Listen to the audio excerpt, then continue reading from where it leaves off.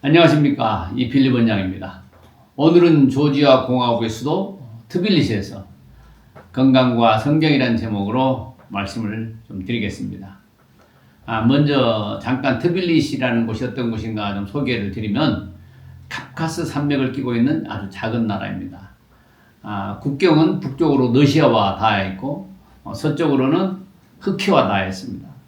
동쪽으로는 아제르바이잔, 그리고 남쪽으로는 터키와 아르메니아와 국경을 맞닿고 있습니다. 인구는 한 400만 미만이라고 합니다. 국토의 면적은 한국의 70%니까 상당히 넓은 지역에 아주 적은 인구가 살고 있다고 볼 수가 있겠습니다. 오늘의 주제, 건강과 성경으로 들어가겠습니다. 레위기 17장 11절 말씀에 육체의 생명은 피에 있음이라. 내가 이 피를 너희에게 주어 단에 뿌려 너희 생명을 위하여 속하게 하였나니 생명이 피에 있으므로 피가 죄를 속하느니라. 사람의 생명은 피에 있다고 말합니다. 과연 그럴까요? 그래서 한번 피를 현미경을 통해서 자세히 살펴보겠습니다.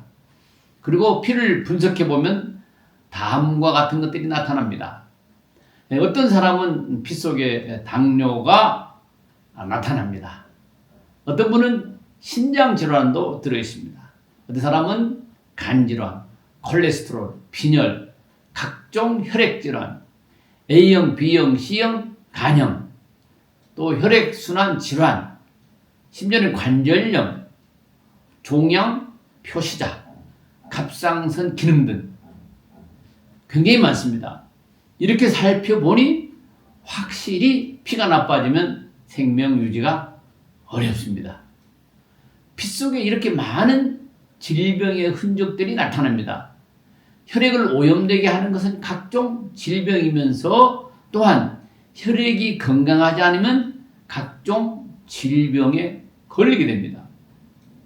그러므로 각종 질병을 치료하는 첫걸음은 피를 건강하게 하고 피가 잘 순환되도록 해야 됩니다.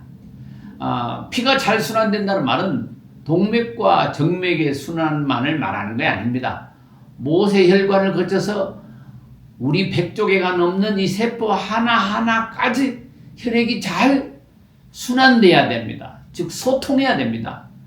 피가 들어가고 나가고 이 기능이 잘 돼야 됩니다. 그렇다면 무슨 방법으로 피를 건강하게 할 수 있을까요? 좋은 약일까요? 약으로 피를 건강하게 할 수 있을까요? 그런 약은 아직 인류가 발명을 못했습니다.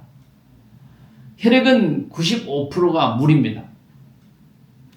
생명이 피에 있다면 생명을 건강하게 유지하는 것은 물이 되겠습니다.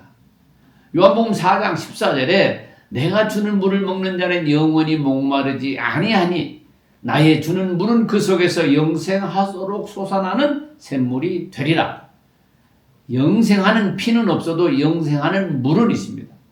피로 시작하여 물로 영원히 지속된다는 말씀입니다. 피는 음식을 통해서 각종 영양소를 섭취해서 만들어집니다. 그리고 피는 물을 통하여 건강하게 유지됩니다. 건강을 회복하는 방법은 그렇게 어렵지 않습니다. 조선의 최고 명의 허준 선생은 섭생을 잘해야 병이 낫는다고 했습니다. 서양의 명의 히포크라테스는 음식으로 못 고치는 병은 약으로도 못 고친다고 했습니다. 현대인의 각종 질병은 어디로부터 올까요? 하늘에서 떨어질까요? 아니면 땅에서 솟아날까요? 바로 음식과 생활 습관입니다. 어떤 분은 유전적인 요인이 있다고 생각하기도 합니다. 예, 그렇습니다. 유전적인 요인도 있습니다. 그러나 그 유전적인 요인도 잘 관리하면 발병을 하지 않게 됩니다. 저는 환자들을 보면서 가장 안타까운 점이 있습니다. 그것은 자기 질병에서 벗어나려고 하는 노력을 하지 않는다는 겁니다. 약물에만 의존하고 의사에게만 의존합니다. 그러다가 결국 큰일을 당하게 되는 것을 수없이 보았습니다. 그러니까 질병에서 벗어나는 길은 약으로만 되지 않습니다. 그렇다면 이 땅에 아픈 사람이 없을 겁니다. 의사로만 되지 않습니다. 의사로 질병이 다 해결된다면 이 땅에 아픈 사람은 없을 겁니다. 어떤 한 가지 특효약이나 어떤 한 가지 특별한 방법은 아직 존재하지 않습니다. 특히 당뇨, 고혈압 환자들을 보면 그 질병에서 벗어나기 위한 노력이 게으르다는 것입니다. 철저한 식단 관리, 건강 관리, 체력 관리를 안 합니다. 당뇨, 고혈압에서 벗어난 수많은 사람들, 암에서 벗어난 사람들을 보면 이들은 한결같이 철저한 섭생을 관리한 사람들이었습니다. 질병을 치료하기 위한 좋은 길을 아무리 알려줘도 소용이 없습니다. 길을 알려주면 뭐 하겠습니까? 그 길을 가려고 한 발도 내딛지 않는다면 말입니다. 육체의 건강과 영혼이 이 두 길이 너무 닮았다는 것을 저는 발견합니다. 객관적으로 아는 것이 중요한 것이 아니라 주관적으로 실행해야 된다는 것입니다. 성경에 아무리 나와 있어도 내가 믿고 따르지 않으면 효과가 없습니다.